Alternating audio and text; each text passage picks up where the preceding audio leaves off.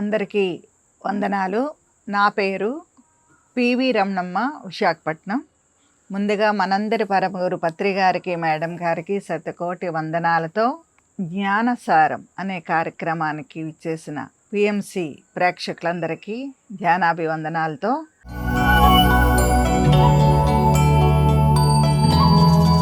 ఇప్పుడు మనం చెప్పుకోబోయే సబ్జెక్టు కాళహస్తీశ్వర శతకం. ఆ పరమేశ్వరుడికి కూడా అనేక కోట్ల వందనాలతో మనం ప్రారంభించుకుందాము. అయితే శతకము, శ్రీ కాళహస్తీశ్వర శతకము అంటే 100 పద్యాలు కలది. పద్య సాహిత్యంలో శతకం వాటి స్థానం, పరిధిని వివిధ రూపాల్లో ప్రస్ఫుటంను చేశాయి. దూర్జటి వ్రాసిన ఈ శ్రీ కాళహస్తీశ్వర శతకము 116 పద్యాలతో ప్రతి పద్యం చివర శ్రీ కాళహస్తీశ్వర అనే మకుటంతో మనకి భక్తి ప్రధాన రసంగా కలిగి ఉంటుందన్నమాట. తెలుగు సాహిత్యానికి స్వర్ణయుగము అనదగినది రాయల యుగం. తెలుగు సాహిత్యానికి స్వర్ణయుగం అనదగినది రాయలు అంటే ఎవరు? శ్రీకృష్ణదేవరాయలు. ఈ కృష్ణదేవరాయల యొక్క ఆస్థానంలో కొలువై స్తుతిమిత అయిన ఆంధ్రకవి దూర్జటి పలుకుల కేల కలిగేను అతులిత మాధురీ మహిమ అని రాయల చేత ప్రశంసించబడినది కవి దూర్జటి. అయితే 116 పద్యాలతో ఈ శతకం ఉంది అనుకున్నాం కదా. ఇప్పుడు మనం 116 పద్యాలని మనం చేయలేము కాబట్టి కొన్ని మనం వీటిలోని తీసుకుని నేను మట్టుకు కొన్ని పద్యాలని ఎంపిక చేసుకొని ఈ ఎపిసోడ్కి సరిపడగా చెప్పాలని అనిపించింది. ఎందుకంటే మరి మనకి ఎన్నెన్నో మనం పత్రికారు అందరి నుండి అన్నీ నేర్చుకోండి, అన్నీ తెలుసుకోండి అనే కదా మనకి చెప్పారు. మనం లలితా సహస్రనామాలైన, విష్ణు సహస్రనామ, భగవద్గీత ఎన్నో రకాలుగా అందరి నుండి ఆ విజ్ఞానాన్ని పొందుతున్నాము. మరి అలాంటప్పుడు కృష్ణదేవరాయలు గారి ఆస్థానంలో 8 మంది కవులలో ఒక్కరైన దూర్జటి, ఆ కవి యొక్క ఇచ్చిన అమృతం ఈ శతకంలోని మనం కొన్నైనా తెలుసుకోవాలని అనిపించిన, అంటే నాకు అందిన ఈ పుస్తకాన్ని నేను కొంచెమైనా మరి మనందరికీ పంచాలి అనిపించి ఈ ప్రయోగం చేశాను. పద్య సాహిత్యంలో శతకం ఒక సుసంపన్నమైన ప్రక్రియ కదా. వేల పద్యాలతో తెలుగు సాహిత్యాన్ని అలరించుకున్న శతకాలు భక్తి, నీతి, వైరాగ్యాలను ఆవిష్కరించాయి. అయితే వీటిలో శ్రీకాళహస్తీశ్వర శతకం ఒక ప్రత్యేకమైన కావ్యం. మహాకవి దూర్జటి తన ఆత్మవేదనని, లోక అనుభవాన్ని పరమశివునికి నివేదించుకుంటూ రచించిన ఈ కావ్యం నిత్య సత్యానికి మనకు చూపిస్తుంది. ఈ అద్భుతమైన శతకానికి శ్రీ కర్రి రాజభౌమ హరినారాయణ చక్రవర్తి గారు ఒక గొప్ప వ్యాఖ్యానం రచించారన్నమాట. అది ఇప్పుడు మనం చూస్తున్నాము. అయితే ఆ దూర్జటి గారు రచించిన కావ్యాన్ని ఇతను ఒక 23 విభాగాలుగా, అంటే స్త్రీలు మరి చక్కని కొన్ని పేర్లతో అతను రచించి, అంటే రాజకీయము, శివుని భక్తి మార్గము, స్త్రీలు, దాయాదులు, తండ్రి, ఇలా కొన్ని హెడ్డింగ్స్తో విభాగాలుగా విభజించి, అంటే ఈ పద్యాలు ఇందులోకి వస్తాయి, ఈ పద్యాలు ఇందులోకి వస్తాయి అన్నట్టుగా ఆయన తయారు చేసిన పుస్తకం అన్నమాట ఇది. ఇందులో నుండే నేను కొన్ని గ్రహించాను. ఇక్కడ ఇంకొకటి ఏంటంటే, దూర్జటి అంటే పొడవైన బరువైన జడలను కలిగిన వాడు. ఎవరు పొడవైన బరువైన జడలు ఉంటాయి? శివుడే కదా, శివునికే ఉంటాయి. ఆ శివుడు అని కూడా అర్థం అనమాట. దూర్జటి కవి కృష్ణదేవరాయల అష్టదిగ్గజాల్లో ఒకరు అన్నమాట. ఫస్ట్ పద్యం ఏంటంటే, ఆలంచున్ మెడగట్టి దానికి అపత్యశ్రేణి కల్పించి తద్భాట్ల వ్రాతముల్చి పుచ్చుకొని సంబంధములు గావించి యా మాలాకోటికి నిబంధం నెడిప్పి ప్రేమం కొందరం దిప్పగా శీలన్ అమర్చినట్లు సంగతో శ్రీకాళహస్తీశ్వర అని. అంటే మనకు ఈ తాత్పర్యాన్ని ఒకసారి చూసుకుంటే చాలు. ఓ శ్రీకాళహస్తీశ్వర, ముక్తేశ్వర, గొలుసులోని కొక్కెమలను ఒకదానికి ఒకటి అమర్చినట్లు భార్యను స్త్రీని మొదట కట్టి ఆ భార్యకు సంతానం కల్పించి అందులోని ఆలుబిడ్డలను అనగా కూతులను కోడళ్లను ఇచ్చిపుచ్చుకుంటా చుట్టరికాలను కావించి శీలను గుచ్చి మెడకు కట్టి ఆ చక్రాల సమూహముతో బంధుత్వం అనే ప్రేమలో కొందరిని తిరుగునట్లు చేసావు. మానవులు సంసారమనడి అజ్ఞానములో పడి అదే జీవితమును పరమార్థం అనుకొనుచు అసలు పరమార్థమైన నిన్ను సేవించలేకపోతున్నారు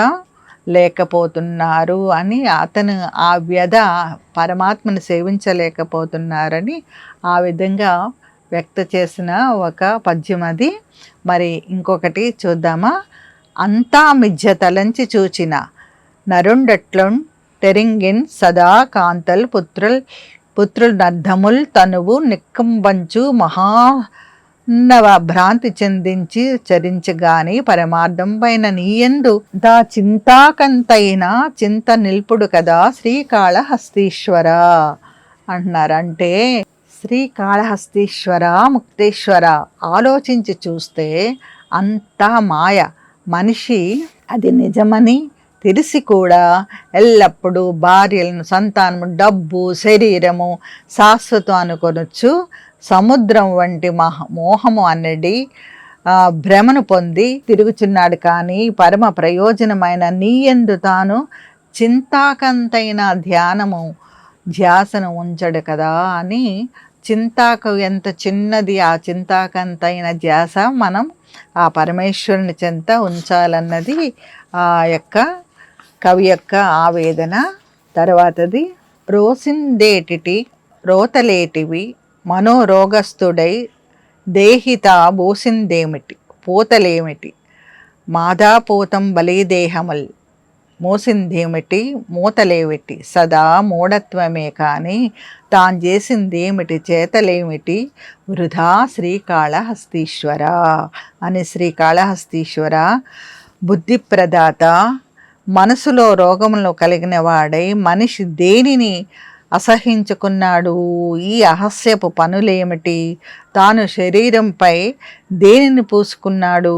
ఈ పూసుకుంటం ఏంటి? ఈ శరీరములు అహంకారంతో పోయబడినవి, వీటిని మూసుకున్నాడు.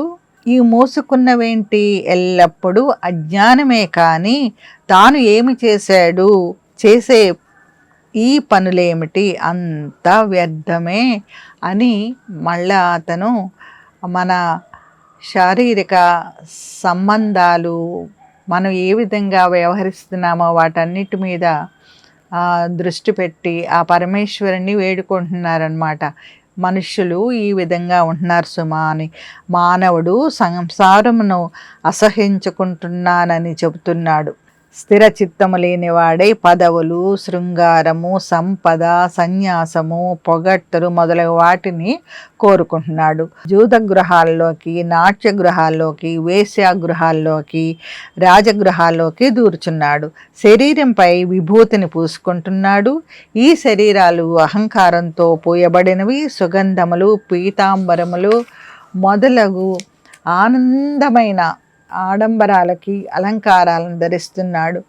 గుర్రపు వాహనాలను ఎక్కుచున్నాడు. సత్కార్యములు అనుచు అంబారీలపై ఊరేగుతున్నాడు. సత్య స్వరూపుడైన భగవంతుని చూచుటకు ధ్యానమని చెప్పి కళ్ళను మూసుకుంటున్నాడు. ఇంకొకరిని చంపి లేదా నాశనం చేసి వారి పదవులను పొంది సుఖంగా బ్రతకడానికి ఆలోచిస్తున్నాడు. శరీరము అస్థిరము, దైవమే సత్యము అని చెబుతున్నాడు.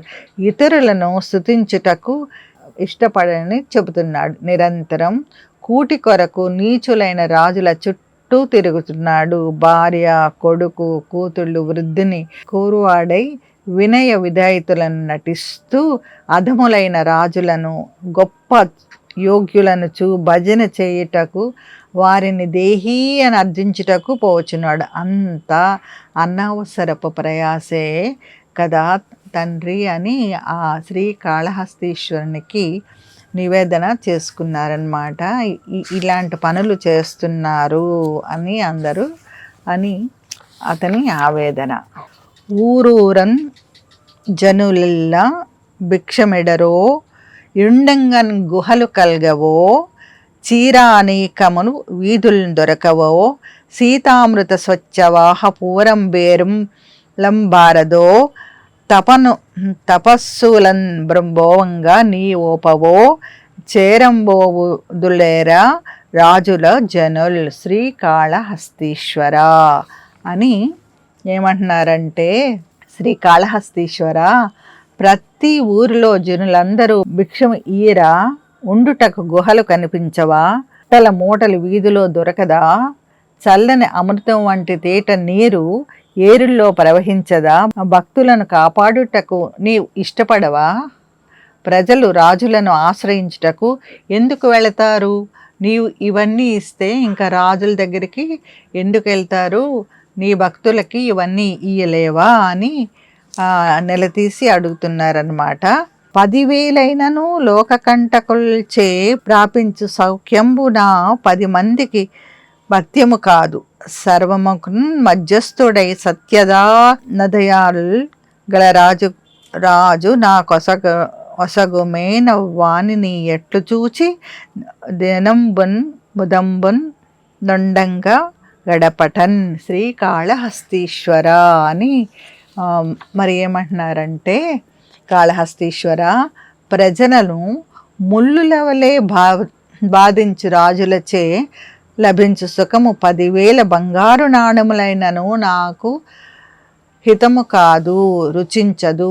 సుఖము, త్యాగము, శాంతము, క్షమ మొదలగు అన్ని విషయాలతో మధ్య మార్గం పాటిస్తూ సత్యము, దానము, దయ మొదలైన గుణములను కలిగిన రాజుని నాకు ప్రసాదించుము.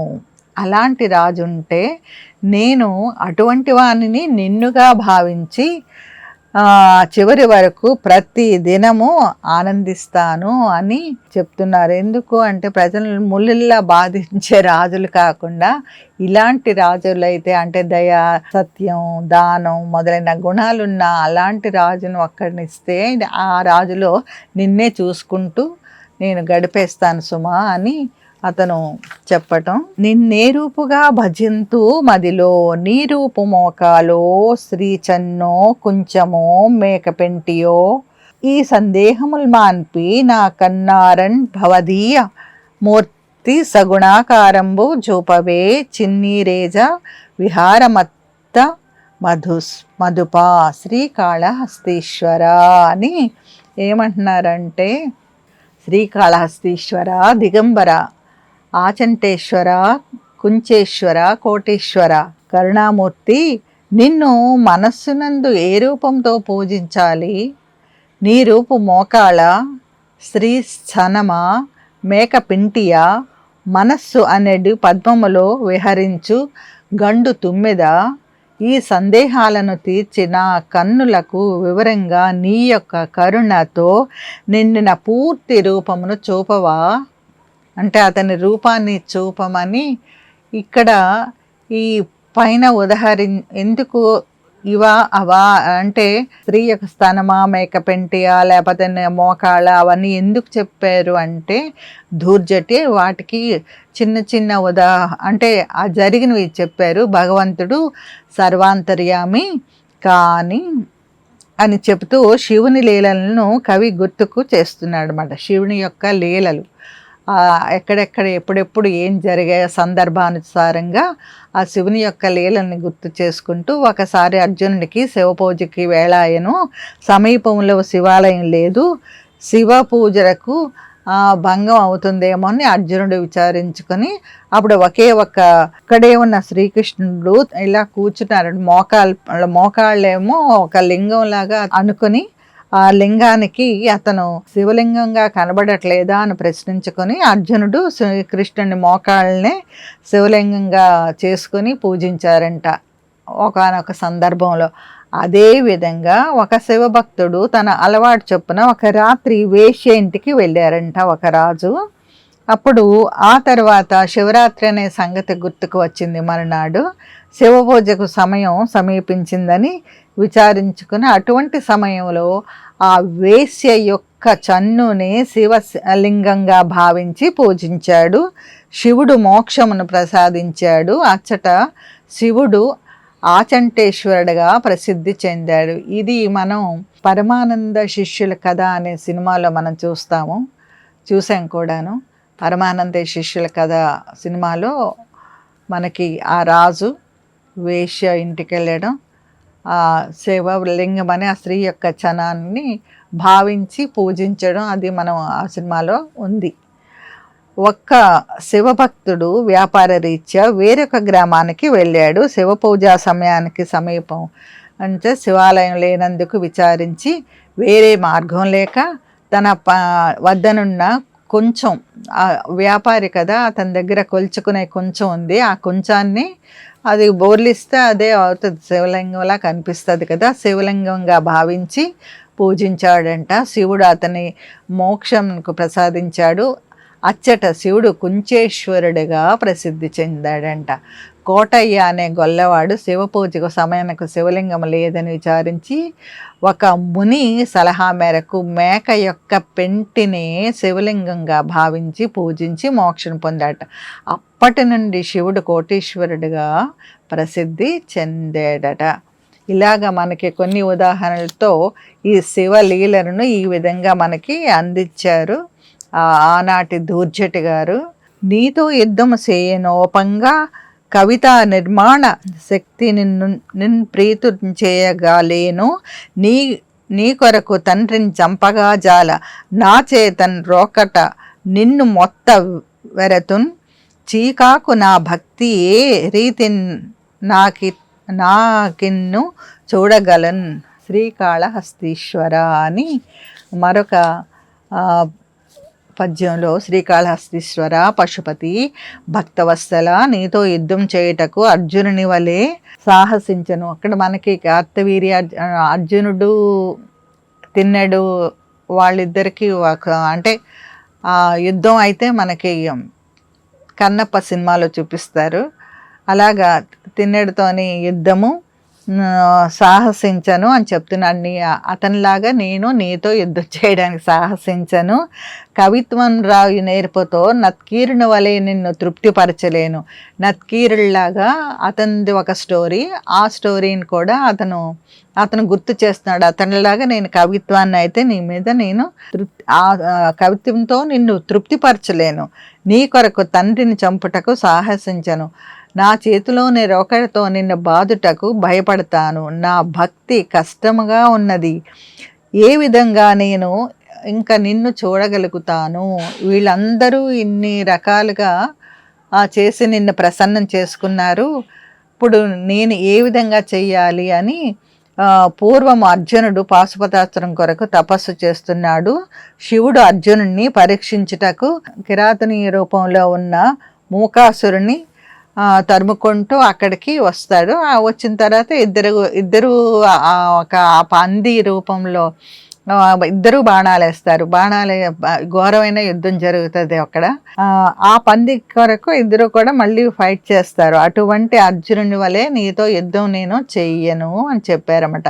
కవులతో బాధపడుతున్న ఒక శివ బ్రాహ్మణుడు నాకు శివుడు సంపదను ప్రసాదించవలనని ఉద్దేశంతో శృంగార రసభరితమైన ఒక పద్యం రాసి రాజ్యసభలో చదవమని చెప్పాడట. అప్పుడు ఆ కవిత్వంలో ఉమాదేవి యొక్క కేశ సంపదను సహజంగా వాసనలు కలిగిన జుట్టుగా శివుడు వర్ణించాడట. దానికి ఆస్థాన కవి అయిన నత్కీరుడు అభ్యంతరం చెప్పాడట. అంటే శివుడే రాసి ఇచ్చారు అతనికి, ఒక పేద బ్రాహ్మణుడికి, ఇది నువ్వు రాజ్యసభలో చదువు, అప్పుడు నీకు రాజు బహుమానం ఇస్తారు అని చెప్పాడు.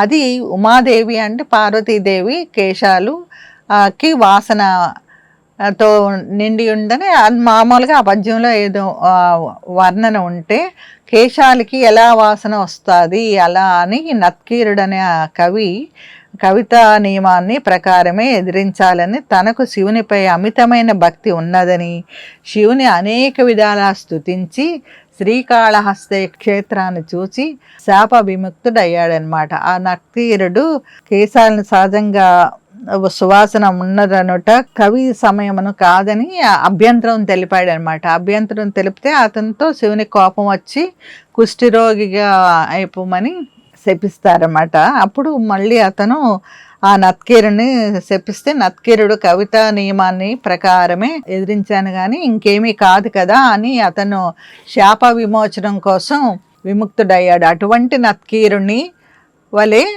తాను కవిత్వం రాసి మెప్పించలేను అంటున్నాడు కవి. కోటయ్య అనే భక్తుడు గొర్రెల కాపలా మాని పెంటికలను లింగాలుగా భావించి పూజించుచుండగా తండ్రి వద్దని వారించాడట. తండ్రి ఎంత చెప్పినా అతడు వినలేదు. తండ్రి కోపంతో పూజిస్తున్న పెంటికలను కాలితో తన్నాడు. దానికి కొడుకు కోపంతో తండ్రిని చంపేశాడు. ఆ శివభక్తుని మాదిరిగా నీ కొరకు నా తండ్రిని చంపలేను అంటున్నాడు కవి. ఒక శివభక్తురాలి ఇంటికి శివుడు బ్రాహ్మణ రూపంలో వచ్చి భోజనం పెట్టమని అడిగాట. ఆమె అది శివప్రసాదము పారేయకుండా తినమని పెట్టిందంట. అతడు ఆ పదార్థాలని ఎంగిలి చేసి రుచిగా లేవని విడిచిపెట్టాట. ఆ శివభక్తురాలు శివప్రసాదమును ఆ విధంగా పాడు చేసినందుకు కోపించి రోకలతో బ్రాహ్మణుని రూపంలో ఉన్న శివుడి నెత్తి మీద బాధింది. ఆ శివభక్తురాలు మాదిరిగా నేను నిన్ను నెత్తి మీద బాధలేను అంటున్నాడు కవి. శ్రీకాళహస్తీశ్వర, నీవు నాకు కూడా ఏదైనా పరీక్షను పెడుచున్నావా? నా భక్తి ఎటువంటి ముప్పులను తీసుకుని వస్తుందో అని ఆందోళనగా ఉంది. నేను ఆ భక్తులు అంతటి వాడను కాదు. మరి నాకు మోక్షము ఎలా సిద్ధించిందో చెప్పు అని కవి అడుగుతున్నాడు అని ఇక్కడ ఆ దూర్జటి గారి ఆవేదనని మన చక్రవర్తి గారు చెప్పారనమాట. కవి భక్తి పరీక్షల్లో నిలవలేని తనకి మోక్షమును ఇవ్వమని ప్రార్థిస్తూ శివలీలను గుర్తు చేసుకున్నాడనమాట.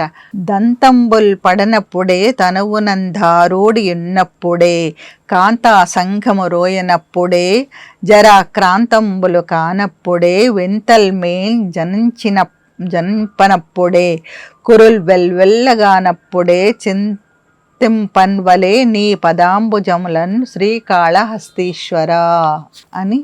శ్రీకాళహస్తీశ్వర, శరీరంలో మంచి పటుత్వం ఉన్నప్పుడే, పళ్ళు ఊడిపోకముందే, వెంట్రుకలు వెలవల అనగా తెల్లగా కాకముందే, శరీరములో వింత మార్పులు కనపడకముందే అనగా అనూహ్య పరిణామములు పుట్టకముందే, ముసలితనము ఆవహించకముందే, యువతులు అసహించుకొనకముందే నీ పాద పద్మములను ధ్యానించవలెను అని అక్కడ ఆ దూర్జటి అంటే ఏ సమయంలో అంటే చాలామంది మరి ధ్యానం చేయమంటే ఇప్పటి నుంచి ఎందుకు మరి ఇది అవ్వాలి కదా, మనం పెద్దవాళ్ళు అయ్యాక ఏదో పని పాటు లేనప్పుడు చేసుకోవాల్సింది కదా అనుకుంటారు అని ఇప్పుడు మనం చెప్పుకుంటున్నాం. ఈ విషయం అప్పుడు దూర్జటి సమయంలో కూడా అంటే కృష్ణదేవరాయల అంటే ఏ సమయంలో అయినా ఈ సమస్యలు ఉన్నాయి అని చెప్పడానికి దూర్జటి తన శ్రీకాళహస్తి మహత్యంలో శరీరంలోని వింత మార్పులు అంటే ఏమిటో నత్కీరుని ద్వారా మనకి ఈ క్రింది విధంగా వివరించారని ఒక పద్యం కూడా ఇచ్చారు. ఆంధ్ర మహాభారతంలోని ఆది పర్వంలో యయాతి శాపవశాత్తు ముసలివాడైనప్పుడు అతని యొక్క స్థితిని ఆదికవి నన్నయ్య కూడా వివరిస్తూ ఒక పద్యాన్ని ఉండేదంట. అలాగా మనకి శివ లీలల్లో శివ భక్తుల గురించి మనకి అనేక విధాలుగా చక్కగా వివరించి ఆ దూర్జటి అందించిన శ్రీకాళహస్తీశ్వర శతకం నుండి ఈ చక్రవర్తి గారు కూడా వ్యాఖ్యానం ఇస్తూ అద్భుతంగా ఎన్నో పద్యాలు ఉన్నాయి కానీ కాలాతీతం కదా, కొన్ని ఉదాహరణలుగా కొన్ని మాత్రమే నేను తీసుకొని అందించాను. చాలా ఉన్నాయి. అంటే 116 పద్యాలన్నమాట. శ్రీకాళహస్తీశ్వర శతకానికి దూర్జటి రచించినవి. వాటన్నిటికీ కూడా ఇతను మళ్ళీ చక్కని వ్యాఖ్యానం రాశారు. అద్భుతం. నమస్తే.